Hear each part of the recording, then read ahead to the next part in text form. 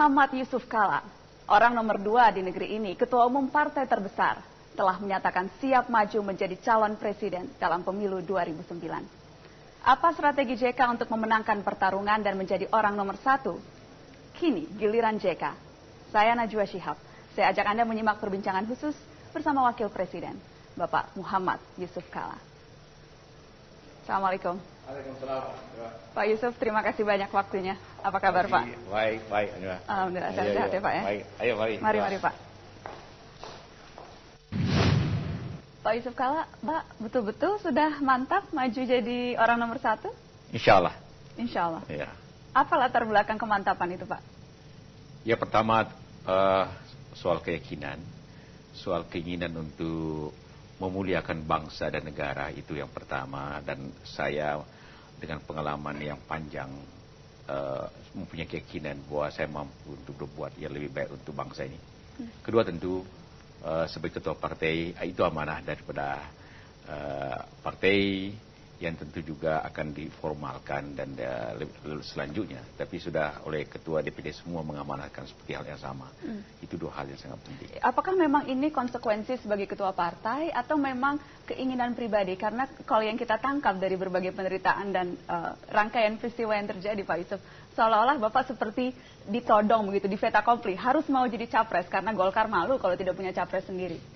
Kedua-duanya. Tapi yang kedua tadi itu prosedural, bahwa memang sejak awal Golkar ingin agar calon pilpres itu nanti kita umumkan setelah pemilu legislatif. Namun seperti banyak diketahui, Golkar didorong untuk ketua DPD mendorong lebih cepat karena merasa perlu untuk menjaga harkat dan marwah partai.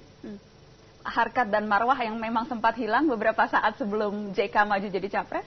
Tidak juga, artinya ingin lebih tinggi lah, ingin lebih baik dan supaya perjuangan lebih ketat dan juga supaya jangan ada pihak tentu yang mengecilkan makna Golkar selama ini. Selama ini Bapak melihat ada orang-orang di luaran yang melihat Golkar karena tidak punya jago sendiri, hanya jago kandang begitu Pak, jadi mengecilkan Golkar padahal partai terbesar.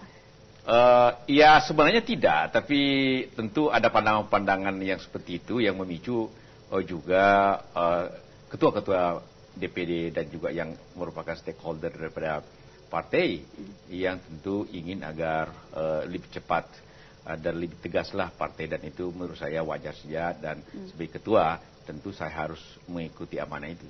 Ini apakah memang baik untuk partai, tetapi apakah ini baik untuk seorang Yusuf Kalla? Karena hitung-hitungan politiknya Pak, sebetulnya paling aman itu duet dengan SBY, demikian kata para analis. Jangan-jangan ini hanya taktik nih? Saya selalu berpendapat begini, dalam hidup ini harus ada prioritas kepentingan. Prioritas kepentingan bagi saya ada prioritas pertama ialah kemajuan dan kemajuan bangsa dan negara. Yang kedua ialah kepentingan partai, ketiga baru kepentingan saya pribadi. Dan apabila itu saya harus runtun untuk mencapai hal tersebut. Dan apabila sudah memenuhi itu, maka tentu saya menjalankannya. Kalau kemudian Bapak dicalonkan menjadi capres oleh Golkar, padahal probabilitasnya mungkin tidak sebesar kalau Bapak berduet atau mungkin Bapak tidak maju menjadi capres saat ini, itu apakah tidak akan mengecilkan Golkar di kemudian hari malahan? Ya, dalam politik tentu punya risiko. Kita tidak menafikan risiko itu. Memang seperti Najwa katakan, apabila berduet tentu jauh lebih pasti dari kepastian. Tapi juga menjalankan amanah dan berjuang seperti ini dengan teman-teman yang lain juga kemungkinannya sangat besar. Dan itu yang kita alami dalam perjuangan politik seperti ini. Dan juga yang paling penting ialah keyakinan bahwa dengan memilih jalan ini, saya yakin betul bahwa kita semua dapat berbuat lebih baik. Sudah mantap betul jadi ya Pak ya? Seperti katakan, ya dalam hati saya selalu saya tegas dan selalu yakin apabila saya sudah menjatuhkan pilihan, saya akan bekerja keras, yakin pilihan itu akan saya capai, dan apapun risikonya tentu saya akan tanggung. Karena masih ada yang menilai jangan-jangan ini hanya sekedar taktik politik. Tidak betul-betul ayam timur, ayam jago dari timur ini masih belum begitu kuat nyalinya sebetulnya. Orang boleh menilai bermacam-macam. Karena memang politik tidak ada sesuatu yang tertutup sama sekali. Tetapi begitulah yang kita jalani perdewasa ini. Apakah memang sempat ada pembicaraan bahwa kemungkinan duet ini sebetulnya masih layak untuk dipertahankan? Sebenarnya ya, tentu karena kami sering juga secara langsung atau tidak langsung memikirkan bangsa ke depan secara bersama-sama. Dengan berpikir seperti itu berarti kan kita sebenarnya berpikir bagaimana sih kita menyelesaikan bangsa ini, bagaimana memajukan bangsa ini. Itu niat sama-sama. Dan juga secara tersirat juga kami berdua sepakat untuk berjuang bersama-sama. Itu berarti berjuang sekali termasuk menjadi pasangan kembali dalam pemilu mendatang. Iya, seperti itu. Tapi selalu saya katakan bagi saya apa saja yang untuk kemajuan bangsa saya jalani. Tapi yang menentukan ini bukan saya pribadi saja, juga ditentukan oleh partai saya, Partai Golkar.